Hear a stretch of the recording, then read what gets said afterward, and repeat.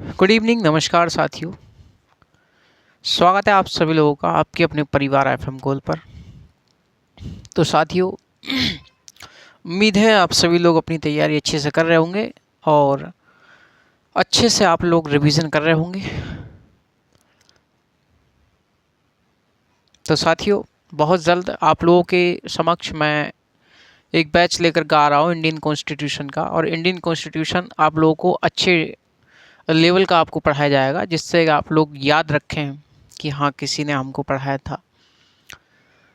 साथियों, आप लोग TGT, PGT, UGC net, UPSC, state PCS, Bharat में किसी भी एग्ज़ाम के क्वेश्चन करने के लिए कैपेबल हो जाएंगे, इस बात की मैं गारंटी लेता हूँ, अगर मैंने आपको पॉलिटी पढ़ा दी तो। क्लियर है इस बात को? ये तो अपनी फिलॉसफी चल रही है, ये सिद्धांत चल रहे हैं, विचारक चल रहे हैं, है ना। थ्योरी है, थ्योरी सिद्धांत हैं, और फिलॉसफी में अपने विचारक चल रहे हैं। विचारक में प्लेटो पढ़ चुके हैं, अरस्तु चल रहे हैं। अरस्तु का चैप्टर आज समाप्त कर देंगे हम लोग, और आने वाले साथियों होली के बाद हम लोग इंडियन कॉन्स्टिट्यूशन की क्लास है बहुत जल्द स्टार्ट करेंगे, ठीक है। और हम लोग जो कॉन्स्टिट्यूशन पढ़ाएंगे आपको, हम लोग बिल्कुल वहीं से पढ़ाएंगे जहाँ से कोई नहीं पढ़ाता, हिस्टोरिकल डेवलपमेंट से पढ़ाएंगे आप लोगों को। और संविधान का ऐतिहासिक विकास, जो क्या इतिहास रहा हमारे संविधान का, हमारे किस प्रकार से तमाम प्रकार के एक्ट थे, चाहे वो 1773 का एक्ट हो, चाहे 1784 का हो, चाहे आपका 1861 का हो, 1892 का हो, 1909 का हो, 1919 का हो, 1935 का हो, है ना। ये सभी एक्टों पर बात करते चलेंगे, क्या क्या इनमें प्रावधान थे।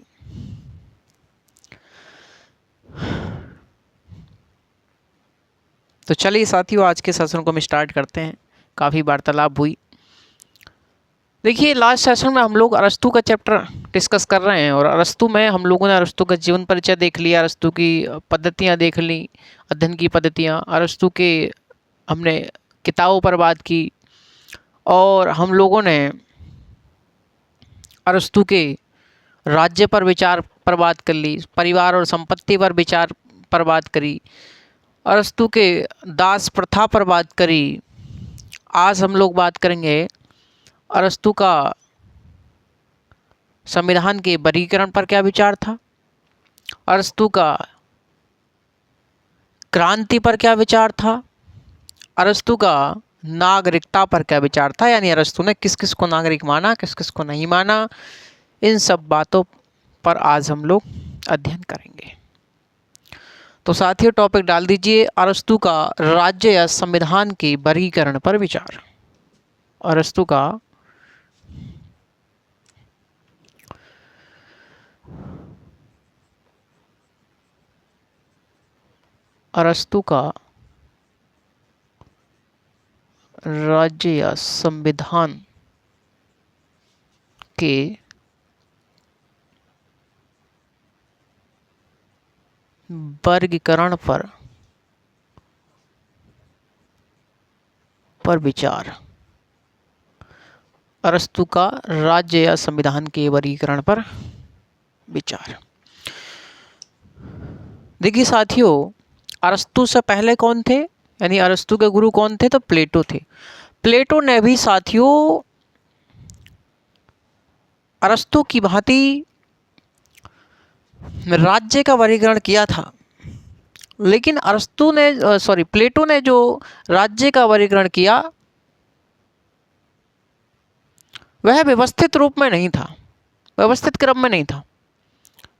लेकिन अरस्तु ने जो प्राचीन काल में कार्य किया, यानी अरस्तु ने जो प्राचीन काल में संविधान का वर्गीकरण किया या जो राज्य का वर्गीकरण किया, वह व्यवस्थित रूप में था, वह व्यवस्थित रूप में था।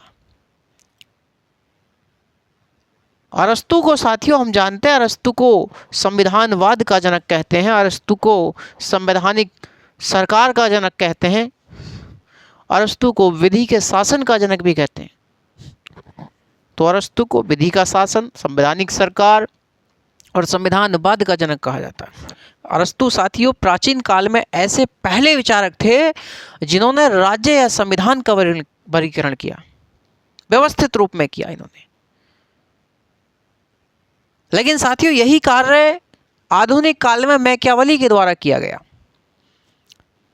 आधुनिक काल में मैकियावेली के द्वारा भी यही कार्य किया गया जो प्राचीन काल में अरस्तु ने किया था। इतनी बात आपको याद है। अरस्तु कहते हैं कि राज्य के पदों का वर्गीकरण किस में होता है? तो संविधान में होता है। संविधान ही ये बताता है किसको क्या कार्य करना है। विधायिका, कार्यपालिका और न्यायपालिका, किसको क्या कार्य करना है, इसमें आपस में संतुलन होना चाहिए। जो व्यवस्थापिका है,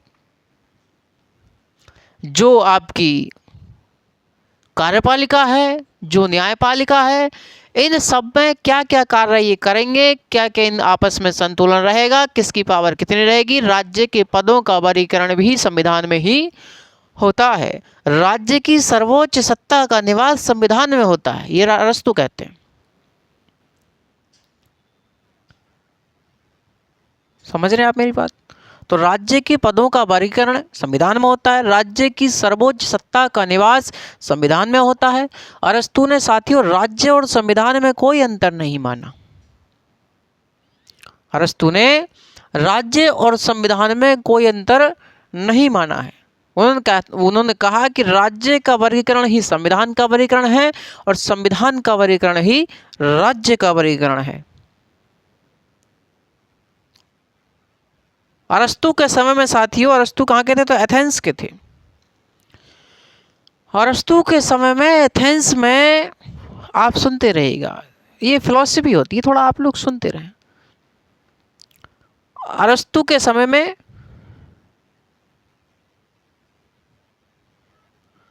एथेंस में प्रत्यक्ष लोकतंत्र की सरकार थी, हम जानते हैं।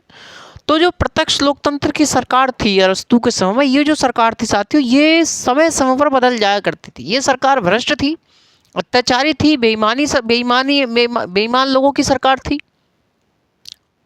लोग प्रजा का अत्याचार करते थे, उन पर अत्याचार करते थे। अयोग्य लोग थे यहाँ पर बैठे हुए शासन में, इसलिए अरस्तु इसका विरोध करते थे। वो कहते थे कि ये समय समय पर सरकार बदल जाती है, और वो एक स्थायी सरकार की बात करने लगे कि भैया एक स्थायी सरकार की क्या की जाए, किस प्रकार से स्थापना की जाए। इस बात को लेकर के उन्होंने लगभग साथियों 158 देश, लगभग 158 देशों के संविधानों को जाना, लगभग 158 देशों के संविधानों को जाना, उनकी शासन प्रणालियों को जाना।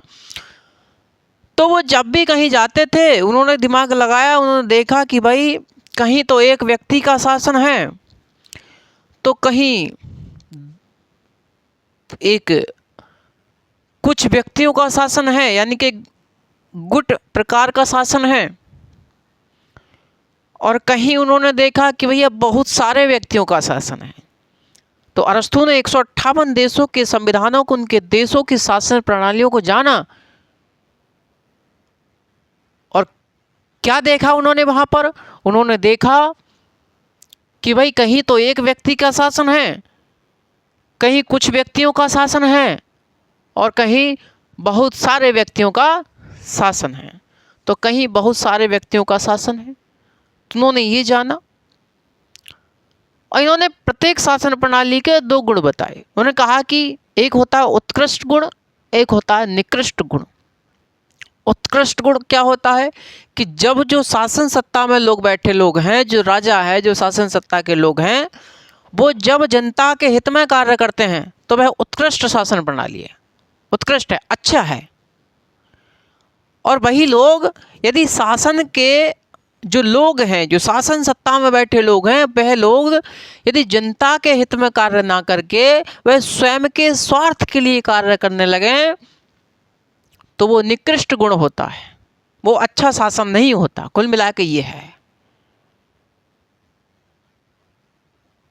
तो उन्होंने 158 देशों की शासन प्रणालियों को जाना। उन्होंने देखा कहीं एक व्यक्ति का शासन है, कहीं कुछ व्यक्तियों का शासन है, तो कहीं बहुत सारे व्यक्तियों का शासन है।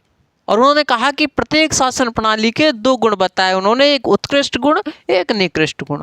जब शासन सत्ता में बैठे लोग जनता के हित में कार्य करें तो वो उत्कृष्ट शासन प्रणाली है, अच्छी शासन प्रणाली है।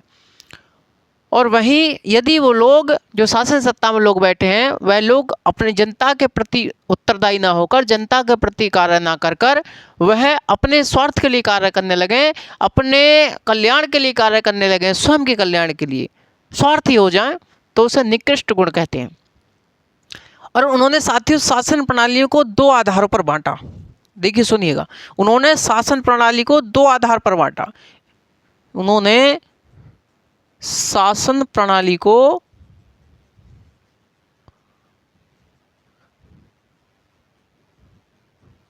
दो आधार पर विभाजित किया मेरे साथी, दो आधार पर विभाजित किया। कौन कौन से आधार? एक तो भैया संख्या के आधार पर, दूसरा गुण के आधार पर, है ना। पहला उन्होंने बताया भैया संख्या के आधार पर, है ना, संख्या के आधार पर। और वही उन्होंने बताया एक गुण के आधार पर, गुण के आधार पर। अब जो गुण के आधार पर उन्होंने बताया, गुण के आधार पर दो प्रकार के शासन प्रणालियां बनी। गुण के आधार पर दो प्रकार की शासन प्रणाली बन सकती हैं। तो दो गुण उन्होंने बताए, कौन कौन से? उत्कृष्ट गुण होता है एक शासन प्रणाली में, कौन कौन सा? एक उत्कृष्ट गुण होता है और एक होता है निकृष्ट गुण होता है, एक निकृष्ट गुण होता है। उन्होंने कहा कि भैया जब एक व्यक्ति का शासन होता है, उन्होंने बताया कि कहीं तो एक व्यक्ति का शासन है, संख्या के आधार पर एक व्यक्ति का शासन, कुछ व्यक्तियों का शासन, कुछ व्यक्तियों का शासन होगा। उन्होंने बताया बहुत सारे व्यक्तियों का शासन, बहुत सारे व्यक्तियों का शासन, तो बहुत सारे व्यक्तियों का शासन। उन्होंने बताया कि जब एक व्यक्ति का शासन होगा, एक व्यक्ति का जो शासन होगा, और जो शासक है, शासक जो है यदि वो जनता के हित में कार्य करेगा, यदि वो जनता के हित में कार्य करता है तो वह उत्कृष्ट गुण होता है उसमें, और वह राजतंत्र कहलाता है। क्या कहलाता है? वह राजतंत्र कहलाता है। यानी एक व्यक्ति का जो शासन है, यानी कि जो शासक है वह यदि जनता के हित में कार्य कर रहा है तो उसे राजतंत्र कहेंगे। और राजतंत्र क्या अच्छी प्रणाली है, उन्होंने बताया। वही ये जो शासक है, जो राजा है, यदि यह जनता के हित में कार्य ना करके यदि अपने निजी स्वार्थ के लिए कार्य कर रहा है तो उसे उन्होंने आतताई तंत्र कहा। आतताई तंत्र, ऐसे ही हम लोग निरंकुश राजतंत्र भी कहते हैं। निरंकुश राजतंत्र, निरंकुश राजतंत्र, तानाशाही तंत्र, ये कह सकते हैं। तो मैंने आपको क्या बताया? उन्होंने बताया कि भैया कहीं तो एक व्यक्ति का शासन है, और जहाँ एक व्यक्ति का शासन है और वह जो राजा है यदि वह जनता के हित में कार्य कर रहा है तो वह राजतंत्र होगा। यदि वह जनता के हित में कार्य ना करके अपने निजी स्वार्थ के लिए कार्य कर रहा है तो वह क्या होगा? आतताई तंत्र या निरंकुश राजतंत्र कहलाएगा। दूसरे नंबर पर उन्होंने बताया कि कहीं तो कुछ व्यक्तियों का शासन है। कहीं क्या है? कुछ व्यक्तियों का शासन है। और जहाँ कुछ व्यक्तियों का शासन है और जो शासन सत्ता में बैठे लोग हैं, यदि यह जनता के हित में कार्य कर रहे हैं, जनता के कल्याण के लिए कार्य कर रहे हैं, सार्वजनिक कल्याण के लिए कार्य कर रहे हैं, तो वह क्या है? उत्कृष्ट गुण है उसमें, वह अच्छी शासन प्रणाली है। और ऐसी शासन प्रणाली को उन्होंने क्या बताया? ऐसी शासन प्रणाली को मेरे साथी उन्होंने कुलीन तंत्र बताया। क्या बताया मेरे साथी? कुलीन तंत्र बताया। क्या बताया? कुलीन तंत्र बताया, है ना। और यदि ये जो शासन सत्ता में बैठे लोग हैं, जो कुछ लोग हैं, यदि ये जनता के हित में कार्य ना करके, कल्याण के हित में कार्य ना करके लोक कल्याण में, ये अपने हित में कार्य कर रहे हैं, अपने स्वार्थ के लिए कार्य कर रहे हैं। तो ऐसे शासन प्रणाली को उन्होंने क्या कहा, यानी कि ये अच्छा गुण थोड़ी ना, ये निकृष्ट गुण है किसी भी शासन प्रणाली का। तो इसे उन्होंने वर्गतंत्र कहा। क्या कहा? वर्गतंत्र। इसे हम लोग गुट तंत्र कहते हैं, गुट तंत्र। इसे धनिक तंत्र भी कह सकते हैं, धनिक तंत्र, धनिक तंत्र। ठीक है भैया, तो धनिक तंत्र इसे कहते हैं। क्लियर? वही उन्होंने बताया कि बहुत सारे व्यक्तियों का जहाँ शासन होता है उसे हम लोग क्या कहते हैं, और जो उत्कृष्ट गुण हो उसमें, उसे क्या कहते हैं, उसे हम लोग बहुतायत तंत्र, बहुतायत तंत्र बोलते हैं, या फिर इसे हम लोग बहुतंत्र, बहुतायत तंत्र, संवैधानिक तंत्र, संवैधानिक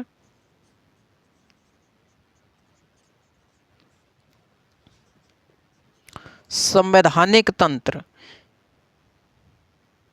संवैधानिक तंत्र, या मध्यवर्गीय तंत्र, मध्यवर्गीय तंत्र। और यदि जो बहुत सारे लोग जो शासन प्रणाली में कार्य कर रहे हैं, यदि ये जनता के हित में कार्य ना करके अपने निजी स्वार्थ के लिए कार्य करने लगे तो इसे क्या कहते हैं, भीड़ तंत्र कहते हैं, भीड़ तंत्र, या फिर इसे लोकतंत्र कहा जाता है, लोकतंत्र कहा जाता है। यानी कि साथियों, जो अरस्तु थे, अरस्तु ने लोकतंत्र को अच्छी शासन प्रणाली में नहीं गिना, समझे? इन्होंने बताया यहाँ तो अयोग्य लोगों का शासन होता है, ये भीड़ तंत्र होता है, और जो भीड़ होती है वह भावनाओं में बह जाती है। यहाँ पर अयोग्य शासक शासन करता है। अब ऐसे ही मान लो, जैसे आप किसी बस में जा रहे हैं और किसी वजह से ड्राइवर को जाना पड़ जाए किसी कारणवश, और जितने भी 20-25 लोग बैठे हैं उनमें से, बस में जो लोग बैठे हैं उनमें से किसी को भी बस चलानी नहीं आती, लेकिन आप लोग ही क्या करें, आपस में वोटिंग करें, क्योंकि सारे के सारे अयोग्य हैं। आप लोग वोटिंग करें, जो जीत जाएगा वो बस चलाएगा, वो चलाएगा बस। अब वो कैसी बस चलाएगा, अब तो वो ही जाने या आप जाने, समझ रहे? तो ऐसे ही इन्होंने बताया कि भैया यहाँ पर अयोग्य लोगों का शासन होता है, अयोग्य लोग शासन में बैठ जाते हैं, इसे इन्होंने भीड़ तंत्र भी कहा है। तो साथियों, जो इन्होंने बहुत सारे व्यक्तियों का शासन बताया, जिसे हमने बहुतंत्र कहा, संवैधानिक तंत्र या मध्यवर्गीय तंत्र कहा, इसी को अरस्तु ने पॉलिटी नाम दिया। क्या नाम दिया? पॉलिटी नाम दिया। ऐसे ही इन्होंने मिश्रित राज्य भी कहा, मिश्रित राज्य भी कहा है। जो अरस्तु थे साथियों, अरस्तु हमेशा शासन सत्ता मध्य वर्ग के हाथ में सौंपना चाहते थे। किस हाथ में? मध्य वर्ग के हाथ में सौंपना चाहते थे। वो कहते थे, उनका एक कथन है साथियों, कि यदि सत्ता अमीर लोगों के हाथ में चली जाती है तो वह निरंकुश हो जाती है, और यदि सत्ता गरीब लोगों के हाथ में चली जाती है तो वह भ्रष्ट हो जाती है। वे क्या हो जाते हैं? भ्रष्ट हो जाते हैं। इसलिए अरस्तु ने शासन सत्ता को हमेशा मध्य वर्ग के हाथ में सौंपने का प्रयास किया, मध्य वर्ग के हाथों में सौंपने का समर्थन किया। इसे ही इन्होंने संवैधानिक तंत्र कहा, इसे ही इन्होंने मध्यवर्गीय तंत्र कहा, इसे ही इन्होंने पॉलिटी नाम दिया, और अरस्तु ने मिश्रित राज्य का समर्थन किया है साथियों। तो अरस्तु ने कहा कि भैया कहीं पर ये शासन है, कहीं ये है, कहीं ये है। उन्होंने कहा कि और ये जो शासन प्रणालियां हैं, ये सभी शासन प्रणालियां चक्राकार क्रम में घूमती रहती हैं, ये चक्राकार क्रम में चलती रहती हैं। ये जो सभी शासन प्रणालियां हैं, ये सभी शासन प्रणालियां मेरे साथी चक्राकार क्रम में चलती रहती हैं, चक्राकार क्रम में चलती रहती हैं। ये सभी शासन प्रणालियां चक्राकार क्रम में चलती रहती हैं, चक्राकार क्रम में। जैसे कहीं तो चक्राकार क्रम में चलती रहती है, कहीं तो इन्होंने बताया कि भैया कहीं तो राजतंत्र है ना, कहीं आततायी तंत्र है, आततायी तंत्र है, कहीं कुलीन तंत्र है, कहीं कुलीन तंत्र है, और कहीं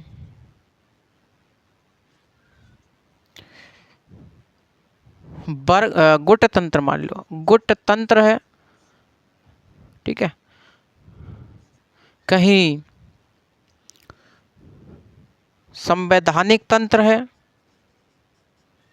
संवैधानिक तंत्र, कहीं लोकतंत्र है, कहीं लोकतंत्र या भीड़ तंत्र है, भीड़ तंत्र है। तो अरस्तु ने कहा कि ये जो शासन प्रणालियां हैं, ये सभी शासन प्रणालियां क्या हैं भैया, चक्राकार क्रम में घूमती रहती हैं, चक्राकार क्रम। एक सेकंड साथियों,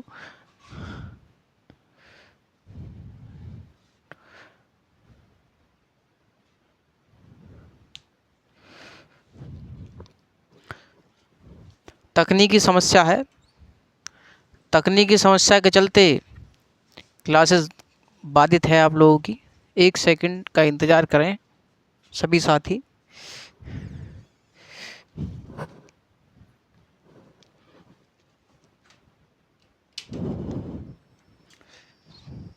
चलिए, तो तकनीकी समस्या थी थोड़ी देर के लिए, आप सभी लोग, मैं क्षमा चाहता हूं आपसे। तो चलिए साथियों, मैं आपसे बात कर रहा था कि ये जो शासन प्रणालियां हैं, ये सभी की सभी शासन प्रणालियां चक्राकार क्रम में घूमती रहती हैं। कहीं तो राजतंत्र है, कहीं आततायी तंत्र है, कहीं कुलीन तंत्र था, कहीं गुट तंत्र था या वर्ग तंत्र का था, कहीं संवैधानिक तंत्र, कहीं लोकतंत्र या भीड़ तंत्र था। तो ये सभी शासन प्रणालियां चक्राकार क्रम में घूमती रहती थी। कौन से क्रम में? चक्राकार क्रम में। कौन से क्रम मेरे साथी? शासन प्रणाली चक्राकार क्रम में घूमती रहती थी। तो अरस्तु ने किस शासन प्रणाली का समर्थन किया? तो संवैधानिक तंत्र या इसे मध्यवर्गीय तंत्र, बहुतायत तंत्र या बहुतंत्र शासन प्रणाली का समर्थन किया है। अरस्तु ने मिश्रित राज्य का समर्थन किया है, यानी कि जहां शासन सत्ता मध्य वर्ग के हाथ में हो, यानी कि जहां शासन सत्ता ना गरीब लोगों के हाथ में हो, ना ही अमीर लोगों के हाथ में हो, बल्कि मध्य वर्ग के लोगों के हाथ में होनी चाहिए, जिससे जो शासन सत्ता है ना तो भ्रष्ट बन सके, ना ही निरंकुश बन सके साथियों। तो ऐसे शासन प्रणाली को उन्होंने संवैधानिक तंत्र कहा, पॉलिटी नाम दिया साथियों। अरस्तु का कथन था, मैंने आपको बता दिया। तो ये था अरस्तु का संविधान या राज्य के वर्गीकरण पर विचार। इसको हम लोग लिखेंगे, ठीक है भाई, इसको हम लोग लिखेंगे।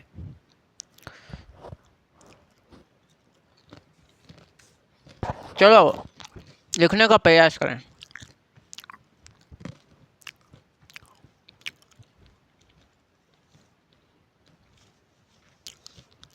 डाल दीजिएगा अरस्तु का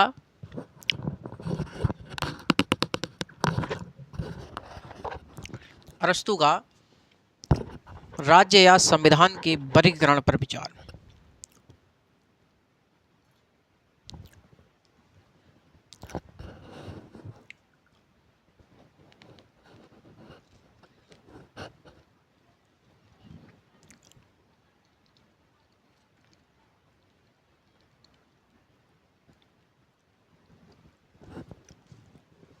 देखें,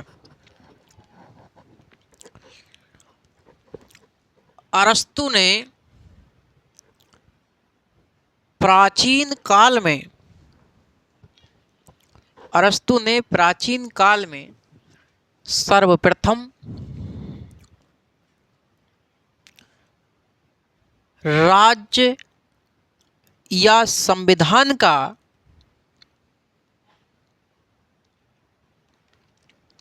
व्यवस्थित क्रम में वर्गीकरण किया।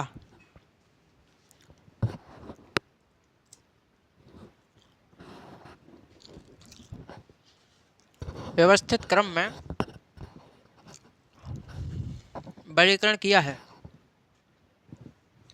वर्गीकरण किया।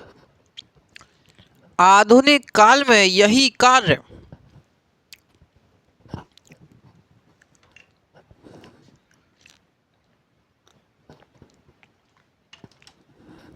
आधुनिक काल में यही कार्य मैकियावेली के द्वारा किया गया।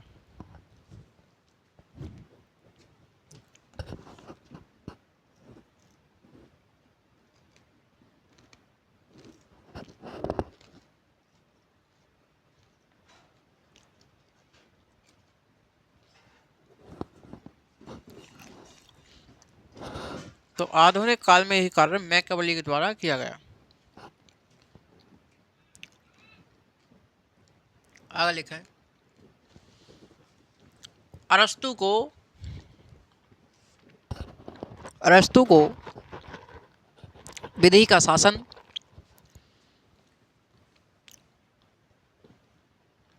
संवैधानिक सरकार, संविधानवाद,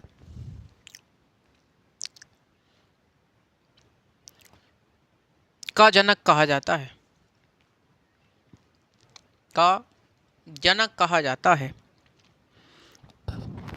जनक कहा जाता है।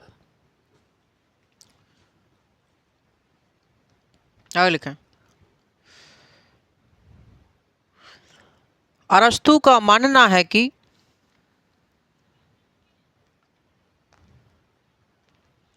अरस्तु का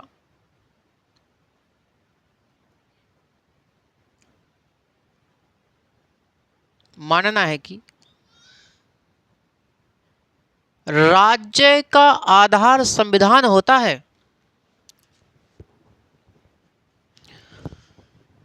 राज्य का आधार संविधान होता है। राज्य की सर्वोच्च सत्ता का निवास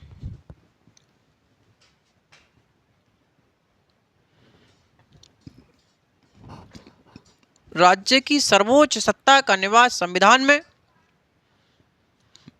तथा राज्य के पदों का वर्गीकरण भी संविधान में होता है।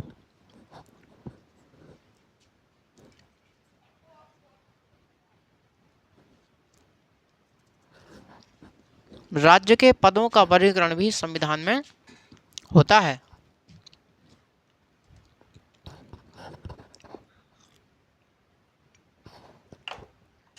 तो राज्य के पदों का वर्गीकरण भी संविधान में होता है।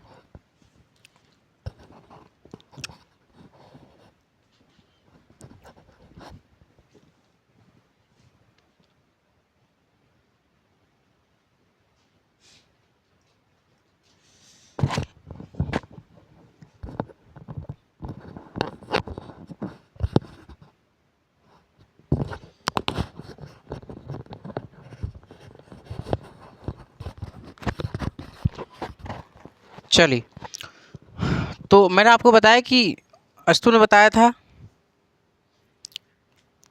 कि राज्य को उन्होंने संविधान को राज्य का आधार माना, यानी कि राज्य का आधार किसको माना? संविधान को माना। राज्य का सर्वोच्च सत्ता का निवास और राज्य के पदों का वर्गीकरण संविधान में होता है। यहाँ तक देखा हमने।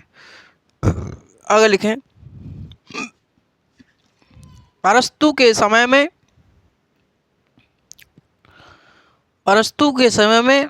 एथेंस में प्रत्यक्ष लोकतंत्र की सरकार विद्यमान थी। प्रत्यक्ष लोकतंत्र की सरकार विद्यमान थी।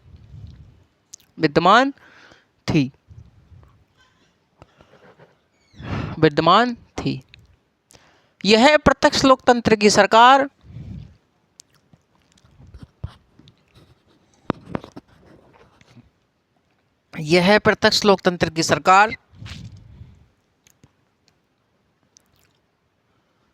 भ्रष्टाचारी एवं अत्याचारी थी। समय समय पर बदलती रहती थी।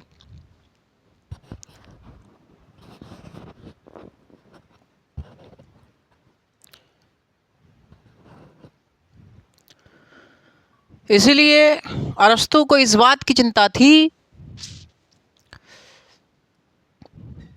और इसलिए अरस्तु को इस बात की चिंता थी कि एथेंस में एक स्थायी सरकार की स्थापना कैसे की जाए।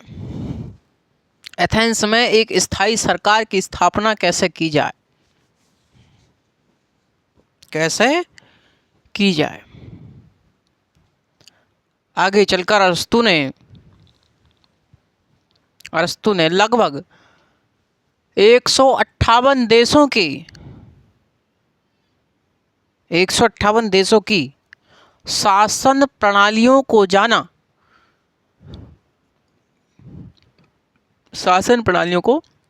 जाना, उन्होंने देखा कि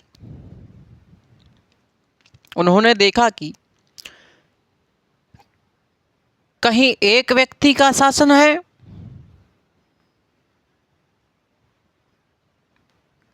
कहीं कुछ व्यक्तियों का शासन है, और कहीं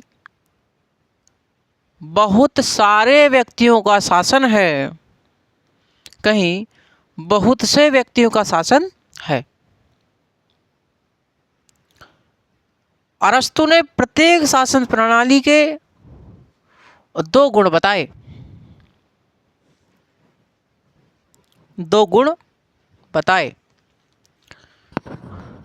नंबर 1 उत्कृष्ट गुण, नंबर 2 निकृष्ट गुण।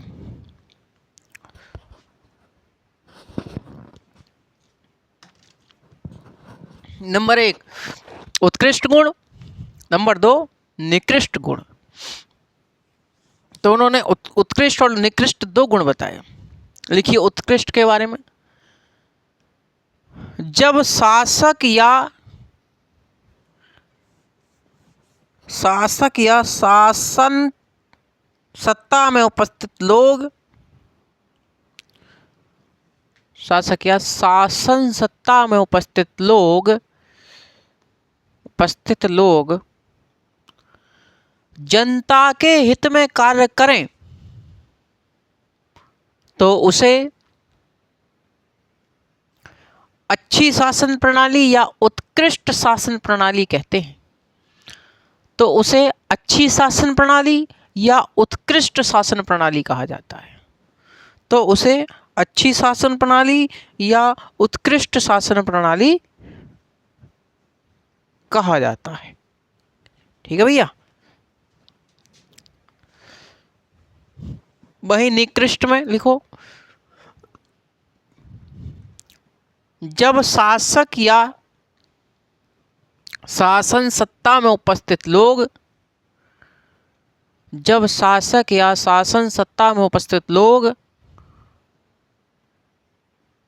जनता के हित में कार्य ना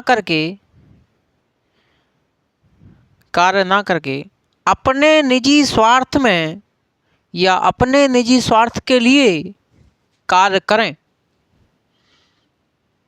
अपने निजी स्वार्थ के लिए कार्य करें तो ऐसी शासन प्रणाली को बुरी या निकृष्ट कहा जाता है। बुरी शासन प्रणाली या निकृष्ट शासन प्रणाली कहा जाता है। ठीक है भाई। आगे लिखें, अरस्तु ने प्रत्येक शासन प्रणाली का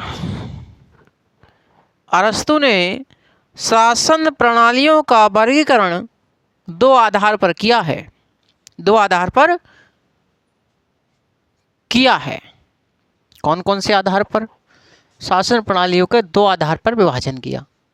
संख्या के आधार पर, गुण के आधार पर। संख्या के आधार पर 3 प्रकार की। देखो, एक व्यक्ति का शासन है तो इसमें भी 2 गुण पाए जाएंगे, है ना। एक उत्कृष्ट गुण और एक निकृष्ट गुण। उत्कृष्ट गुण में राजतंत्र आ जाएगा, निकृष्ट गुण में आततायी तंत्र या निरंकुश राजतंत्र। कुछ व्यक्तियों को शासन में कुलीन तंत्र, वर्ग तंत्र, धनिक तंत्र, गुणतंत्र।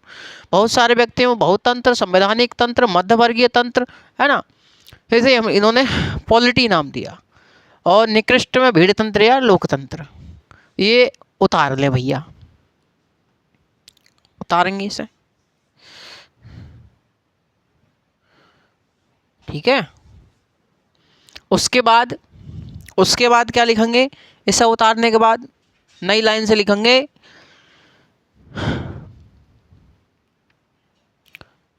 अरस्तु ने देखा कि ये शासन प्रणालियां एक चक्राकार क्रम में चलती रहती हैं, एक चक्राकार क्रम में चलती रहती हैं। और चक्राकार क्रम में शासन प्रणाली है तो चक्राकार क्रम में चल रही हैं। कैसे कैसे भैया, कहीं तो राजतंत्र है, कहीं आतताई तंत्र है, कहीं उलीन तंत्र, कहीं कुलीन तंत्र है, कहीं कुटतंत्र या वर्गतंत्र है, कहीं संवैधानिक तंत्र है, कहीं लोकतंत्र या भीड़ तंत्र है। ठीक है, तो ये शासन प्रणाली चक्राकार क्रम में चलती रहती है। ठीक है, कैसे क्रम में, चक्राकार क्रम में चल रही हैं। ठीक है।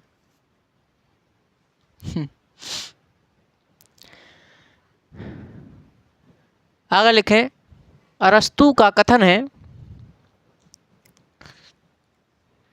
अरस्तु का कथन है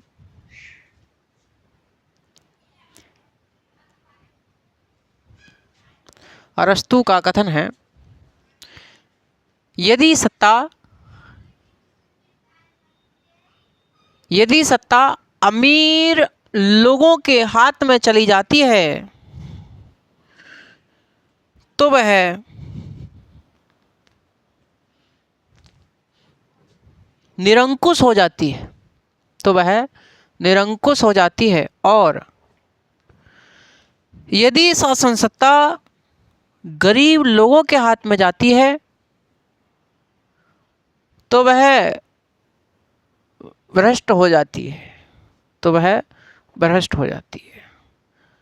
अर्थात अरस्तु ने शासन सत्ता को सदैव मध्य वर्ग के हाथ में सौंपने का समर्थन किया, सदैव मध्य वर्ग के हाथ में सौंपने का समर्थन किया।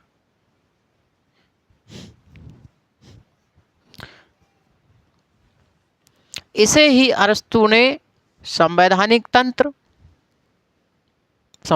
तंत्र, मिश्रित राज्य, मध्यवर्गीय तंत्र, पॉलिटी आदि नामों से बताया,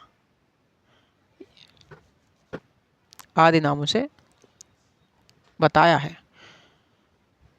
अरस्तु ने इस शासन प्रणाली को स्वर्णिम मध्यमान की संज्ञा प्रदान की है।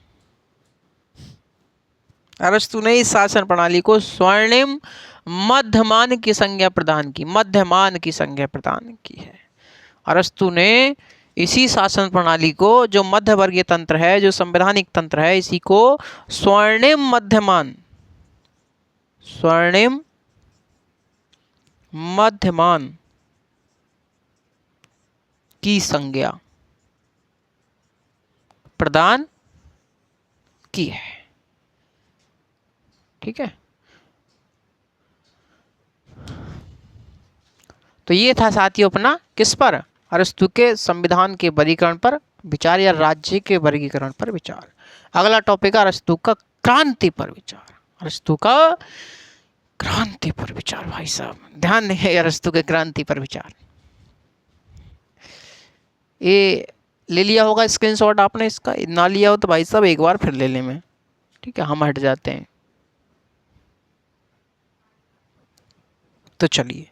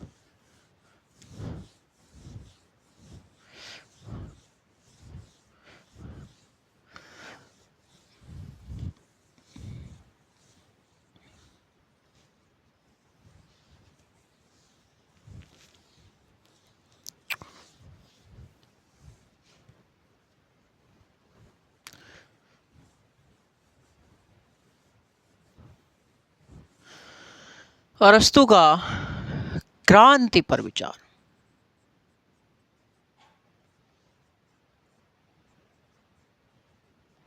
क्रांति पर विचार में देखिए साथियों, जो क्रांति है, क्रांति जो है उसे दो स्वरूपों में हम देख सकते हैं।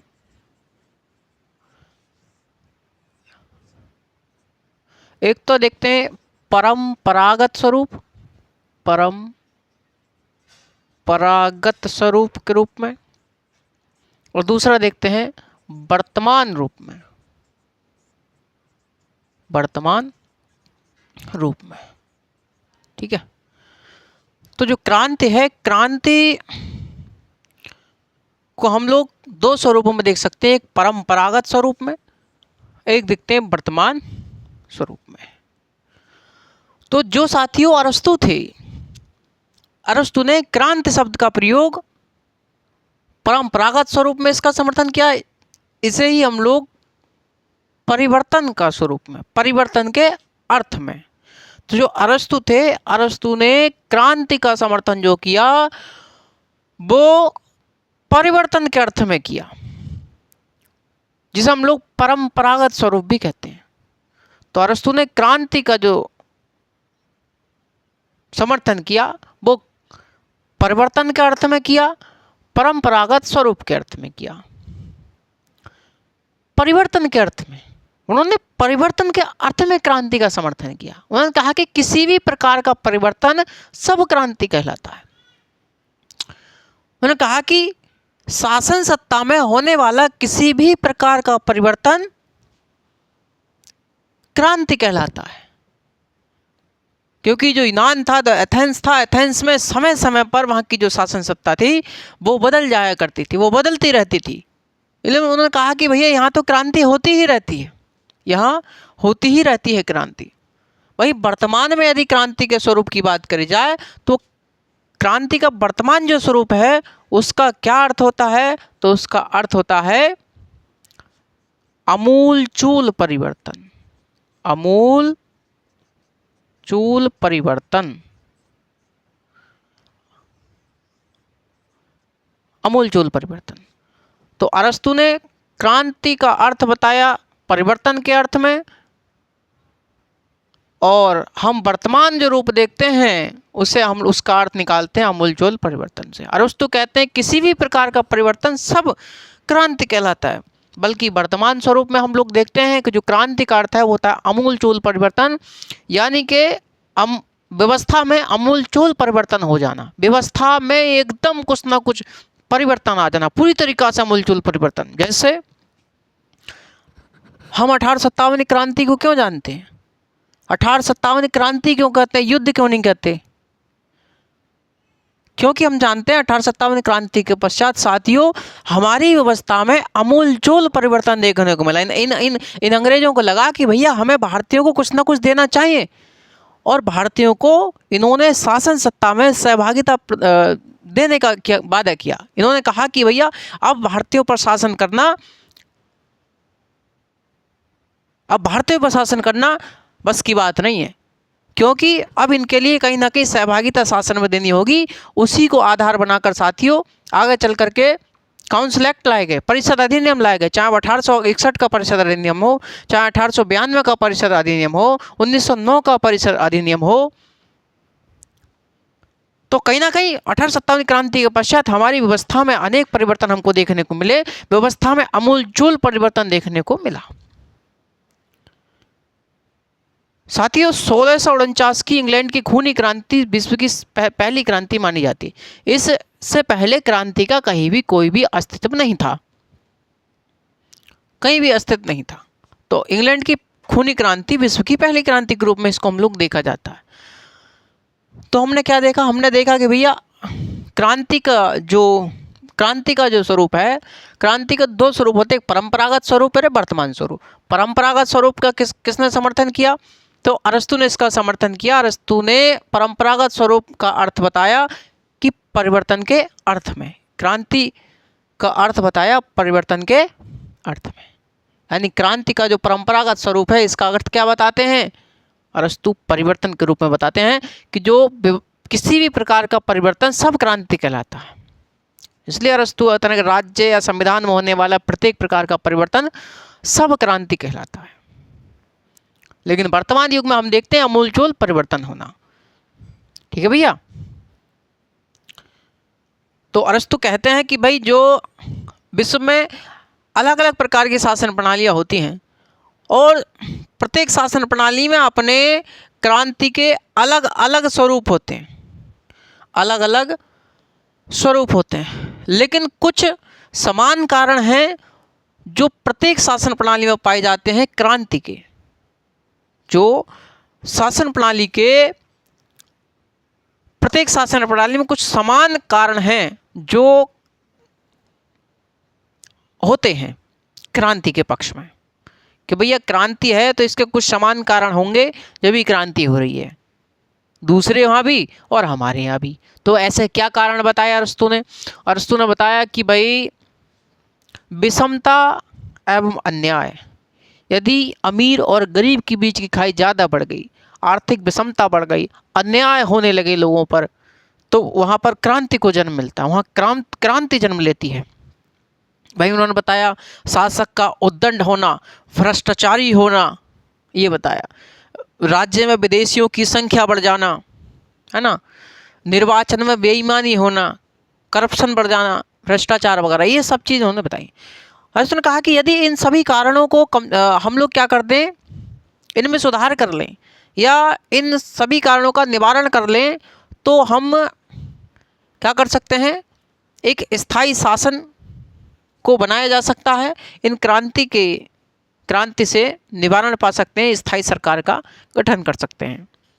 एक है मैक्सी कहते हैं अरस्तु ने जितने विवेकपूर्ण ढंग से क्रांति के कारणों का उल्लेख किया है, उतने ही विवेकपूर्ण ढंग से क्रांति के निवारण पर भी उसने विचार दिया है।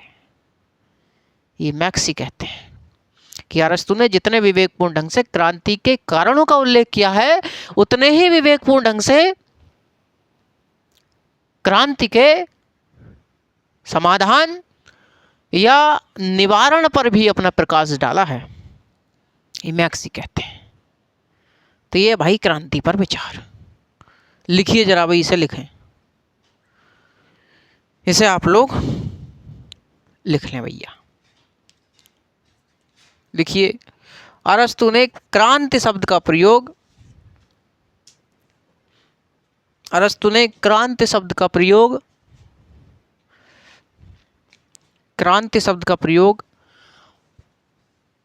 परिवर्तन के अर्थ में किया है। परिवर्तन के अर्थ में किया है,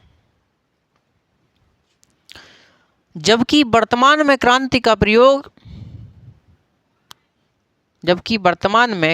शब्द का प्रयोग अमूलचूल परिवर्तन के अर्थ में माना जाता है। अमूलचूल परिवर्तन के अर्थ में माना जाता है।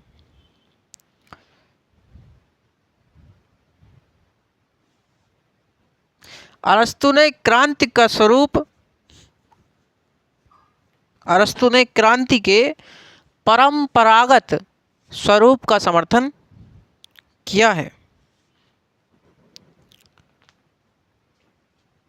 अरस्तु ने परंपरागत स्वरूप का समर्थन किया है। परंपरागत स्वरूप मतलब क्रांति का अर्थ कैसा है, परिवर्तन के अर्थ में है। परंपरागत मतलब परिवर्तन के अर्थ में, बल्कि वर्तमान में क्या है, अमूलचूल परिवर्तन होना। तो क्रांति के दो स्वरूप हो सकते हैं, परंपरागत स्वरूप और एक वर्तमान स्वरूप। अब लिखें, 1649 की इंग्लैंड की खूनी क्रांति को विश्व की पहली क्रांति के रूप में देखा जाता है। विश्व की पहली क्रांति के रूप में देखा जाता है। इससे पहले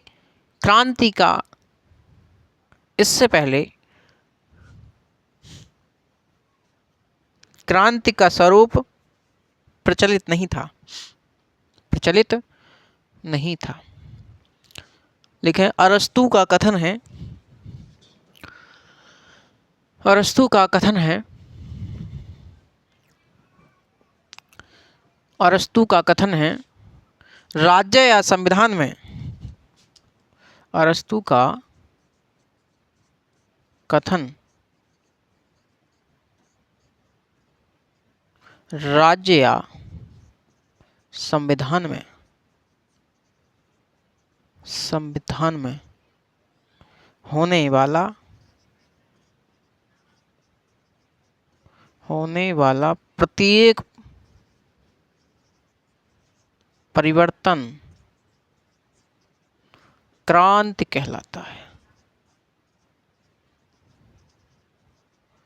क्रांति कहलाता है। यह अरस्तु का कथन है।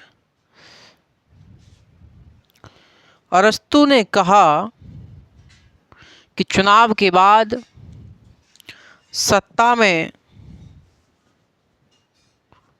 में जो बदलाव होता है वह भी क्रांति की श्रेणी में आता है, वह भी क्रांति की श्रेणी में आता है। अरस्तु के समय में यूनानी नगर राज्य में, अरस्तु के समय में यूनानी नगर राज्य में प्रत्यक्ष लोकतंत्र की सरकार का है, प्रत्यक्ष लोकतंत्र की सरकार,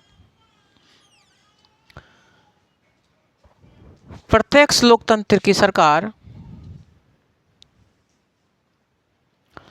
समय समय पर बदलती रहती थी,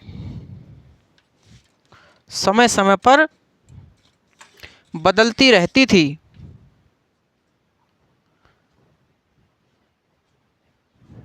इसीलिए यूनान में सत्ता में परिवर्तन के साथ ही क्रांति भी प्रचलित थी, क्रांति भी प्रचलित थी। अरस्तु ने माना कि प्रत्येक शासन प्रणाली में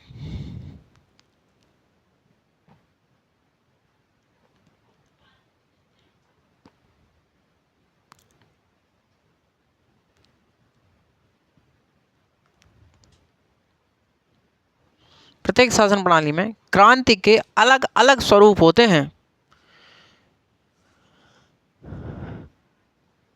लेकिन कुछ समान कारण भी होते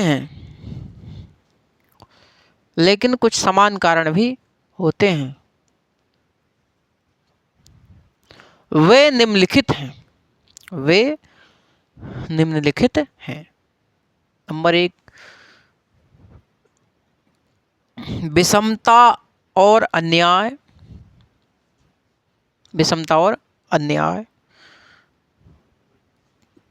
शासक का उद्दंड एवं भ्रष्टाचारी होना, शासक का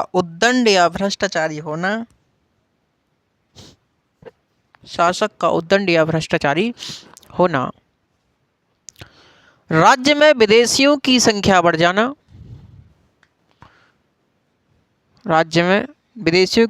जाना, शासक का अत्याचारी एवं निरंकुश होना, आगे लिखें निर्वाचन में बेईमानी होना,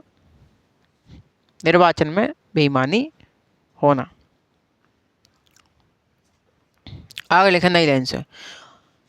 अरस्तु कहते हैं कि उपर्युक्त के सभी कारणों का निवारण करके क्रांति को दूर किया जा सकता है और एक स्थायी सरकार का गठन किया जा सकता है, ये कहा उन्होंने भाई साहब। आगे देखें हम लोग अरस्तु का नागरिकता पर विचार। अरस्तु का नागरिकता पर विचार। नागरिकता पर विचार। अरस्तु पहले ऐसे विचारक थे साथियों जिन्होंने नागरिकता पर अपने विचार दिए हैं और उन्होंने अपनी पुस्तक पॉलिटिक्स में दिए। पॉलिटिक्स के तीसरे खंड में नागरिकता संबंधी उन्होंने अपने विचार दिया। अरस्तु का जो नागरिकता संबंधी विचार है वे वर्तमान के नागरिकता संबंधी विचार से क्या है, भिन्न है, अलग है, क्योंकि वर्तमान में नागरिकता का अलग प्रावधान है और भैया अरस्तु ने अपनी अलग बात रखी है। अरस्तु ने साथियों एक राज्य में 1 लाख जनसंख्या बताई है और 10,000 नागरिक बताएं। इसका मतलब भैया अरस्तु ने सभी को नागरिक नहीं माना होगा, सही बात है ना। इसका मतलब अरस्तु ने सभी को नागरिक नहीं माना। अरस्तु ने साथियों नागरिक उसे माना जो राजकीय और न्यायिक कार्य में भाग लेता है। अरस्तु कहता है कि नागरिक वह होता है जो राजकीय और न्यायिक कार्य में भाग लेता है। अरस्तु ने किस किस को नागरिक नहीं माना? अरस्तु ने जैसे साथियों दासों को, जो दास हुआ करते थे, दासों को, स्त्रियों को, बच्चों को और जो कृषक हुआ करते थे, जो शिल्पकार हुआ करते थे, उनको नागरिक नहीं माना है। उनको नागरिक नहीं माना, बल्कि किसको माना? जो राजकीय और न्यायिक कार्य में भाग लेते हैं उनको ही उन्होंने क्या माना है? नागरिकता माना है, नागरिक माना है। अरस्तु का कथन है कि किसी राज्य में जन्म ले लेने से या निवास कर लेने से कोई नागरिक नहीं हो जाता, बल्कि नागरिक वह होता है जो राजकीय और न्यायिक कार्य में भाग लेता है। अरस्तु कहते हैं कि जनसंख्या कितनी होनी चाहिए राज्य की? उन्होंने कहा कि किसी राज्य की जनसंख्या इतनी अधिक ना हो कि वह आत्मनिर्भर ना बन सके, इतनी कम भी ना हो कि वह आत्म सुरक्षा ना कर सके। अर्थात अरस्तु ने पर्याप्त जनसंख्या की बात करी है साथियों। और हम जानते हैं कि अरस्तु ने नागरिक किसे किसे माना है? तो राजकीय और न्यायिक कार्य में जो भाग लेता उसको ही नागरिक उन्होंने माना। किस किस को नहीं माना? तो उन्होंने स्त्रियों को, बच्चों को, दासों को, कृषकों को, शिल्पकार को, इन सबको उन्होंने नागरिक की श्रेणी में नहीं रखा है। तो क्वेश्चन पूछता है कि अरस्तु ने किसको नागरिक नहीं माना या किसको माना? ध्यान रखेंगे, ठीक है भैया।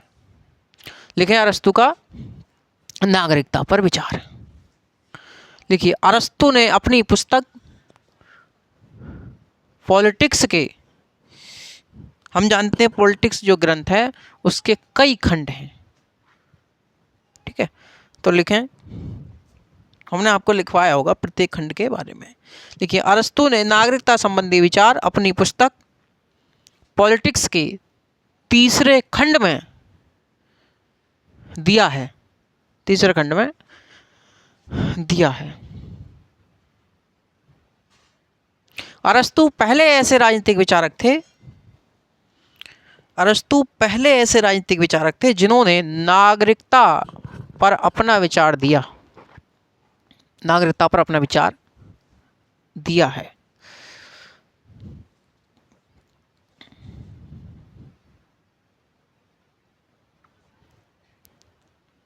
अपना विचार दिया है। अरस्तु का नागरिकता संबंधी विचार,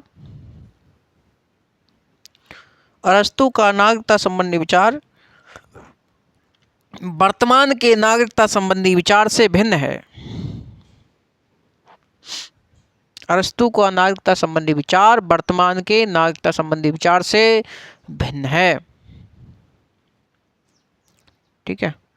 अब लिखें, अरस्तु ने एक आदर्श राज्य में 1 लाख जनसंख्या तथा 10,000 नागरिक बताए। 10,000 नागरिक बताए हैं। वहीं प्लेटो ने 5040 जनसंख्या बताई है। रूसों ने 10,000 जनसंख्या बताई थी। तो लिखिए, तो अरस्तु ने एक आदर्श राज्य में 1,00,000 जनसंख्या तथा 10,000 नागरिक बताया। ठीक है भाई।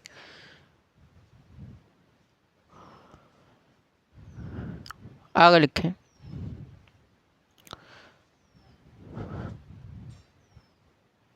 अरस्तु ने नागरिक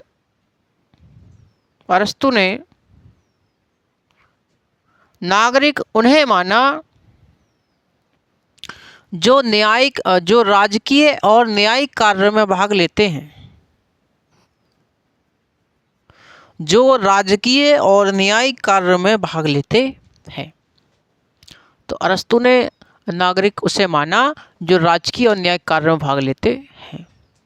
आगे लिखें नई लाइन से, अरस्तु ने स्त्री, बच्चे, दास, कृषक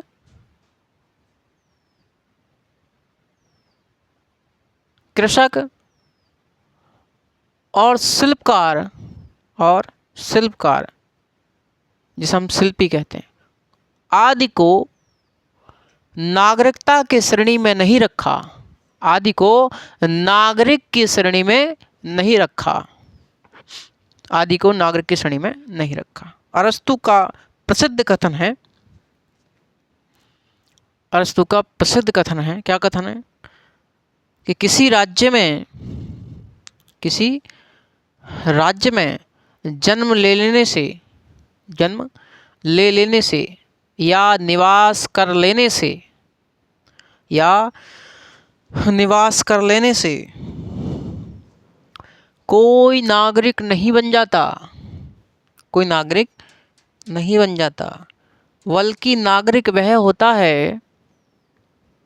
बल्कि नागरिक वह होता है जो राजकीय और न्यायिक कार्य में भाग लेता है।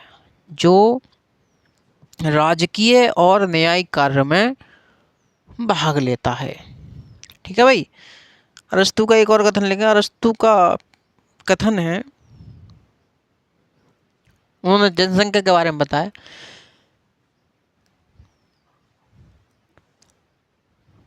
अरस्तु ने माना कि राज्य की जनसंख्या एक आदर्श राज्य की जनसंख्या इतनी अधिक नहीं होनी चाहिए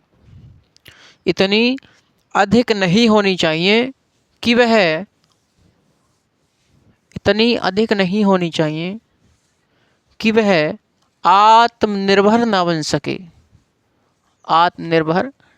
सके और इतनी कम भी नहीं होनी चाहिए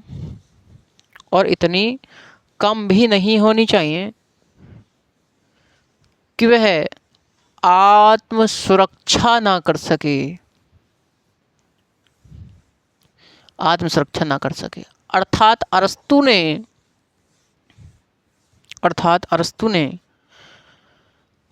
पर्याप्त जनसंख्या की बात कही है।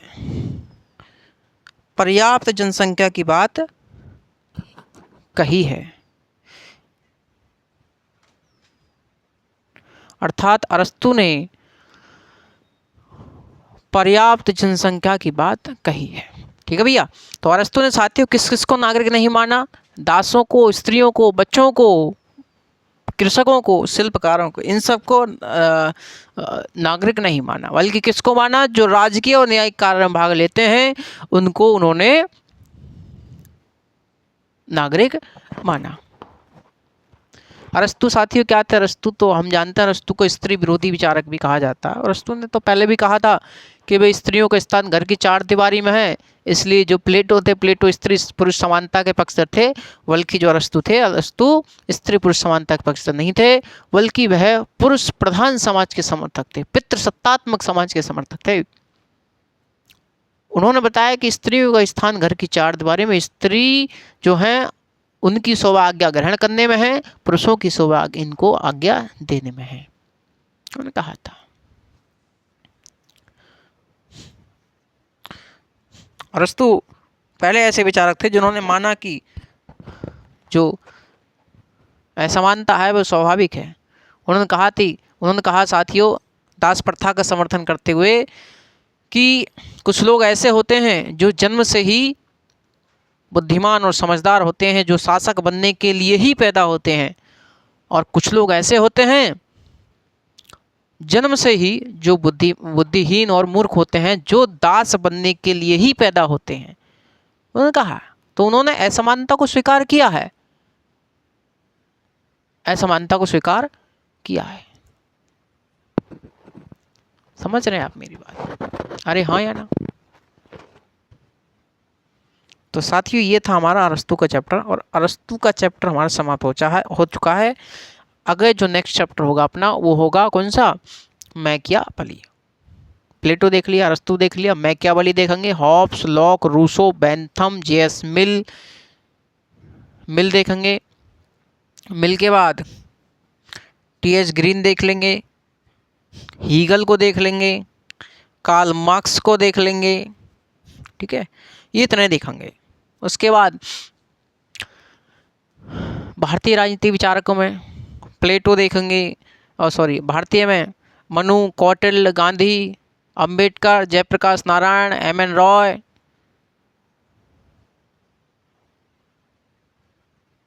ज्योतिबा फुले, ये सब हम लोग देखेंगे।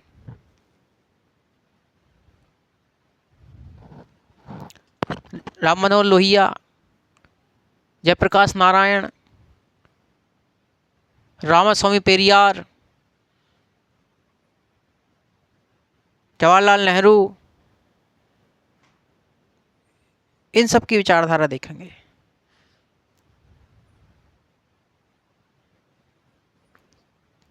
तो साथियों बने रहिए चैनल के साथ, आपको बहुत आनंद आने वाला है, क्योंकि ये फिलॉसफी है, चलता रहता है। फिलॉसफी है, किसने क्या कहा, ये सब बातें याद रखनी है आपको, इनके संबंधित कथन याद रखने हैं। हाँ, इसमें एक कथन तो रहेगी आपका, कौन सा था वो? अच्छा, क्रांति वाला था ना। चलो वो याद रखिएगा, मैंने बता दिया, उसमें देख के लिख लीजिएगा। तो मैक्सी ने कहा था कि अरस्तु ने जिस प्रकार से पूरे विवेकपूर्ण ढंग से क्रांति के कारणों का उल्लेख किया है, उतने ही विवेकपूर्ण ढंग से उन्होंने क्रांति के निवारण का भी उल्लेख किया है, ये मैक्सी कहते हैं। ठीक है, तो चलिए साथियों, आपसे मिलते हैं नेक्स्ट सेशन में। जब तक के लिए आप सभी साथी बने रहें, जिंदाबाद रहिए, खुश रहिए, मस्त रहिए। जय हिंद, नमस्कार।